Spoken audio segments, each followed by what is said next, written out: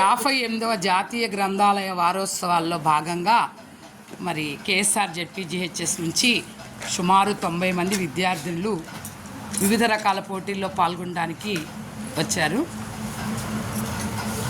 Librarian madam గారు హరీష గారు, KSR జెడ్పీజీహెచ్ఎస్ పాఠశాల పీడీ మేడం గారు మార్తా గారు ఈ విద్యార్థులకి రకరకాల పోటీలు నిర్వహిస్తున్నారు. ఈ లైబ్రరీలో సుమారు 16,000 విలువైన గ్రంథాలు ఇక్కడ చక్కగా క్రమ పద్ధతిలో అమర్చి ఉన్నాయి. ఎక్కువగా మా విద్యార్థులు కూడా అప్పుడప్పుడు వస్తూ ఉంటారు. ఇది పటమట లంకలో ఉన్నటువంటి గ్రంథాలయం.